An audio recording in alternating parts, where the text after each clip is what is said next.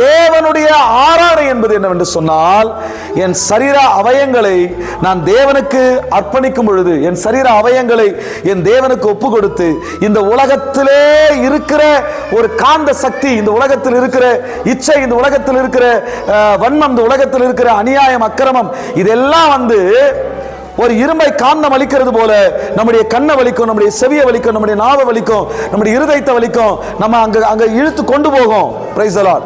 அப்ப கொண்டு போகும்பொழுது இதெல்லாம், இந்த சரீர அவயங்கள் எல்லாம் இந்த உலகத்திற்கு உட்பட்டவைகள் அல்ல, இது தேவனுக்குரியவைகள் என்று சொல்லி ஒதுக்கி நாம் நிற்க வைக்கும் பொழுது, விலகி நாம் நிற்கும் பொழுது, விலகி வாழும் பொழுது, விலகி நடக்கும் பொழுது, விலகி நம்மை தற்காத்துக் கொள்ளும் பொழுது, இந்த சரீர அவயத்தினாலே தேவன் மகிமைப்படுகிறார்.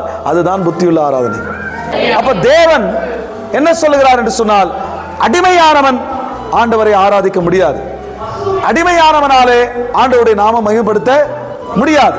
அப்ப யாருடைய அவயம் இழுக்கப்படும் என்று சொன்னால், இந்த உலகத்தினுடைய இச்சைக்கு, இந்த உலகத்தினுடைய பெருமைக்கு, இந்த உலகத்தினுடைய பொறாமைக்கு, இந்த உலகத்தினுடைய இருக்கக்கூடிய அநீதிகளுக்கு, அசுத்தங்களுக்கு, பாவங்களுக்கு யாருடைய அவயங்கள் இழுக்கப்படும், யாருடைய மனது இழுக்கப்படும், யாருடைய எண்ணங்கள் இழுக்கப்படும் என்று சொன்னால், அந்த உலகத்தினுடைய இச்சைக்கும், உலகத்தினுடைய வண்ணத்திற்கும், உலகத்தினுடைய ஆசைகளுக்கும் எந்த மனிதனுடைய அவயங்கள் அடிமையா இருக்கிறதோ அவனுடைய அவயங்கள் இழுக்கப்படும்.